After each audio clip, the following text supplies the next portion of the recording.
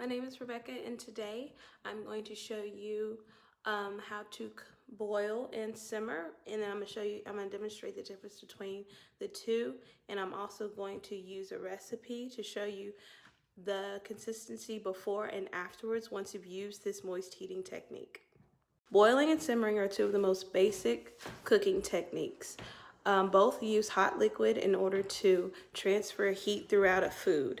And they cook thoroughly and evenly without worrying about dryness or browning. In the recipe I do have, I'm going to demonstrate with making grits.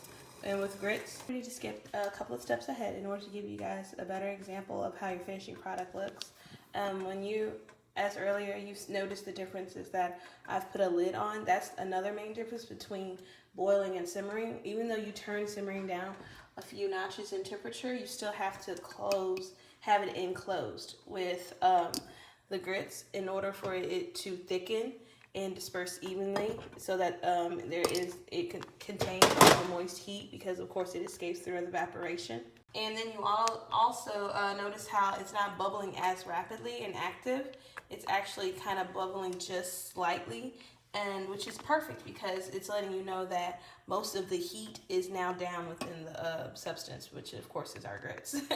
So it allows us to cover, and of course you don't have to worry about it popping onto your hands like you would worry about earlier.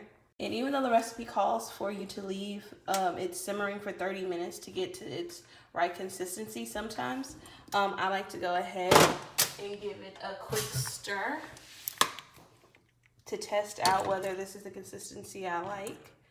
And if I do want it, if I feel like it's any less liquid or more liquid, that's the beauty of simmering. You can always add in more liquid before you add the flavor and the seasoning. And now that our grits have reached its consistency that we desired, we can add in, well, in the South, of course, sometimes we like to, we have this huge debate whether or not we like our sugary grits or we rather our salty grits. And because I'm watching my sugar intake, I decided to add salt, and I only would like to add a teaspoon. And I add a tablespoon of butter, which I cut up into halves.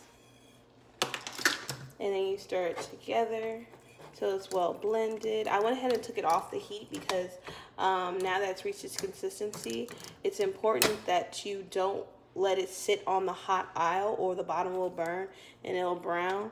And so now that it's reached this, it's actually really good for you to serve it hot, not this scorching hot, but you let it cool down for a few minutes. I've added my flavor of butter and salt to the grits. It's now ready to serve. You can put it in a bowl and serve for breakfast alongside some bacon or some eggs or ham, or for us New Orleans natives, we like to make ours with shrimp, Cajun shrimp, and peppers and onions. But that's all today. I hope that you learned something. Thank you for tuning in. Bye.